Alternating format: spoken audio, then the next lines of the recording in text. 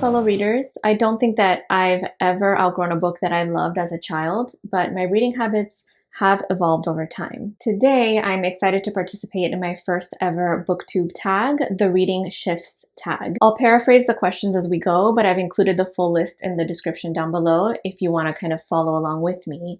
And I'd love to know in the comments whether any of this resonates with you. So grab a drink and let's settle in. The first question asks how our reading has developed over time and whether the books that still bring us pleasure now are similar to the ones that we used to love growing up. There are certainly books that I very much enjoy now that I think as a child I wouldn't have enjoyed nearly as much. And I think that's mostly because I wouldn't have been able to understand them well enough to like fully grasp the emotional impact. I've got a little figurine over here of Shakespeare, whom I do love, but I think certainly as like a 10, 11, 12-year-old, I would not have enjoyed Shakespeare nearly as much as I do now, or even as a 14-year-old when we first started reading Shakespeare in high school.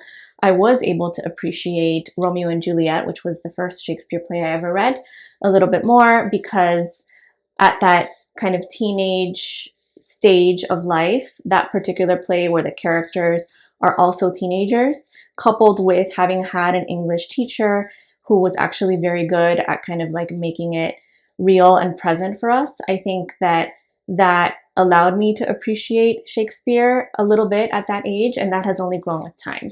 But I think any earlier than that, it certainly would not have worked for me. That said, I don't think that there's anything I loved as a kid that I wouldn't still love now, because I think there's just something about great children's literature that it kind of works on multiple levels. Like you read it as a child and you get a certain layer of it, and it kind of impresses certain things upon you at that age. And then as you age, when you reread, you kind of find different levels of depth that apply to whatever age you're at the particular time. So I think that great children's literature works really at any age. But even if it's not great children's literature and you read it as a kid and loved it as a kid, I think you will always kind of love it, or at least I do, because it always brings this like sense of nostalgia. Like when you watch old films or cartoons that you loved as a child and you recognize now like how bad the visual effects were, you still find a kind of charm in it that kind of compensates for any of that. The next question is whether seasons, travel, or different times of the year tend to affect what we read. Now, I would say yes, but only a little bit. So I don't exclusively read for the season, certainly.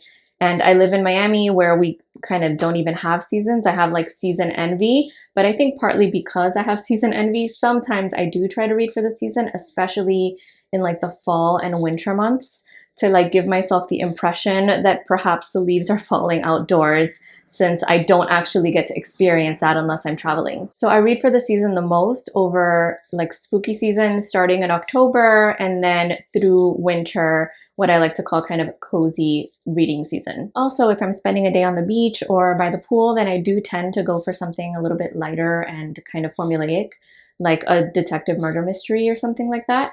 But again, that's kind of the exception, not the rule. And if I'm in the middle of reading something that I'm into and it doesn't kind of fit that mold, then that's what I'll be reading regardless of where I'm going. I do sometimes plan to read certain books that are set in a particular city or country if I'm going to be traveling to that city, but I am not always successful at that. Again, if I'm reading something else in that moment and I don't get around to reading a book set in the place that I'm traveling to, then I may just end up reading it when I return. Now, question 3 is more about how our life experiences affect our reading choices. My choices do often change with my mood, which is oftentimes a result of things happening in my life. However, it's unlikely for me to read multiple books in a row that are all about the same topic, unless the objective is kind of like a more academic one, rather than reading for pleasure. Obviously, there is some overlap there. Sometimes my academic reading is also pleasurable, but that's not always the case. So I would say that this is true for me sometimes, but not always. I don't tend to obsess in a particular area because when it comes to reading for pleasure, I thrive on variety. So even when I'm reading a series, like if I've read the first book in the series, I'm unlikely to pick up the second book in the series right away unless it like totally gripped me. Even if I liked it, I will not pick up the second book until I've read a few others. And perhaps I won't even remember to continue the series because I'll just kind of be mood reading and forget that that book was even part of a series in the first place. I did, however, recently consume a lot of related content, mostly more educational content, because I was struggling with kind of like a bout of anxiety. And so I was trying to pull myself out of that. So I was reading a lot about that and also like watching YouTube videos, reading articles, not exclusively books. And that would be an exception. So if I'm going through something in particular, then I may do that to kind of try to help myself out of the situation, because my approach tends to be to learn about the thing and fully understand the thing so that I can then better control the thing, which is probably like what causes the anxiety in the first place. So that's probably not the best approach. But I did do that fairly recently with a number of books. The next question focuses more so on reading interruptions throughout our lives. So times when life circumstances make it difficult to read much, if at all. When I was a college student, I was doing so much academic reading that I kind of had no bandwidth left for reading for pleasure. This was both in undergrad and in graduate school. It's kind of paradoxical because I was literally studying literature, but because I was reading so much literature academically, which again is often also pleasurable for me, I didn't have the time, or I felt like I didn't have the time to devote to pleasure reading. Or when I had time for pleasure, I didn't want to devote it to reading because reading was such a part of my academic life and my duties as a student. Times of crisis can also make it rather difficult for me sometimes to focus on reading because I'm too mentally and emotionally depleted. When I do manage to read during crisis mode, though, it can often be very comforting, especially if the book offers some kind of escapism or if it reflects my pain and therefore serves as like a catharsis for me. Question number 5 is about reading slumps. So when readers, sometimes for no apparent reason, just don't have the motivation to open a new book. I would say that I have good months and then mediocre months, but rarely do I read a long string of books that I dislike to the degree that I am fully demotivated from continuing to read. That said, there's certainly times when I'm less motivated to do a lot of reading than I am at other times. But the thing is, I feel like reading slumps are totally natural, and perhaps we shouldn't call them reading slumps. Like, why do they have this negative connotation? I think that it's totally normal to sometimes be a little bit more focused on some other kind of activity or hobby than focused on reading. It doesn't mean that suddenly you're no longer a reader. You know, you're always going to come back to it. But when it's been a long while since I've really sat there and like watched a film or watched a TV series because I'm doing so much reading in my leisure time, I don't think like, oh, I'm in a TV series slump, so why should I be in a reading slump at any point? So right now, for instance, I'm in the middle of this like murder mystery thriller that I'm watching as a limited series, and I'm really intrigued to figure out what's going to happen next, and I only have 2 episodes to go. So I've been watching that the last few nights that I've been at home because I'm kind of like interested in just binging it and finishing it. And so I haven't opened a book every night that I've come home from work and I'm trying to relax. I'm watching the show instead. I think that I tend to compartmentalize. Like if I'm viewing something and I'm really into it, I'm going to finish that. If I'm reading something and I'm really into it, I'm going to finish that. So sometimes I have these like moments where I'm doing nothing but reading in my leisure time, at least in my leisure time at home. Obviously, I also go out and have a life outside of reading, but sometimes I'm also just kind of viewing something on Netflix. And sometimes those quote unquote slumps start to get a little bit longer and a little bit longer, but that's also okay as long as you know that you're going to come back to the reading at some point. Next up, book hangovers. So being unable to move on from a recently finished book that really gripped you.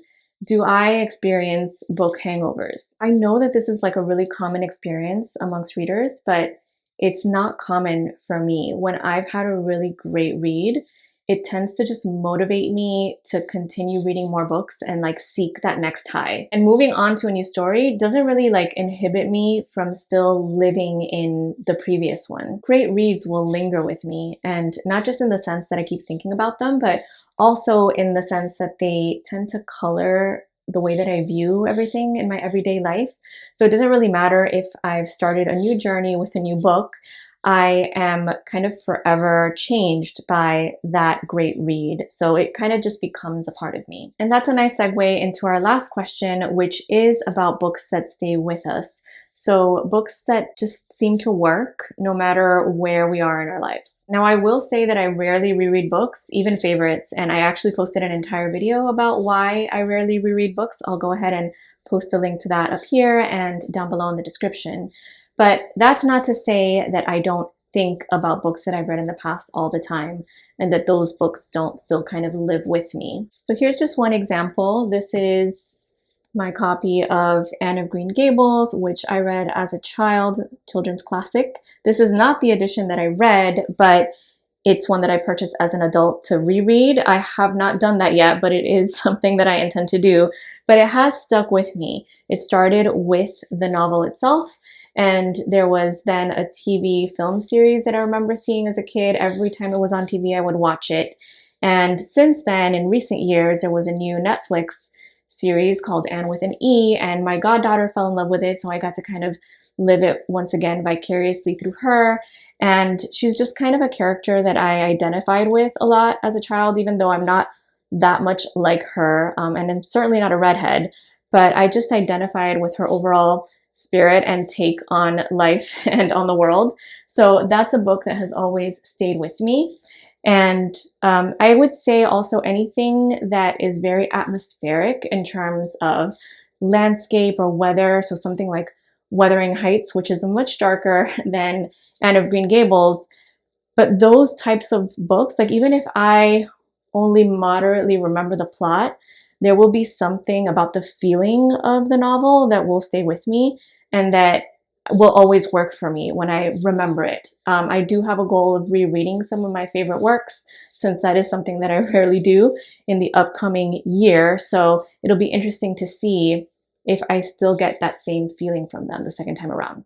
Okay, question number 8. It's not really a question. I meant to tag people. So first, I would like to say a thank you to Tracy at Tracy's Nordic Light for tagging me in the Reading Shifts tag. And I'd also like to thank Hannah from Hannah's Books for creating this original questionnaire. These were really lovely questions to get to kind of think through and answer for this video. So thank you to you both. And here's who I'm tagging. So I've got Megsy at Megsy14, Lauren and Ben at Young's and the Restless, Olivia at Olivia's Book Talk, Jackie at Reading Wordsmith, Lit and Lovely Leela at Lit and Lovely Leela, and then Bonnie Nicole at Bonnie Nicole Writes.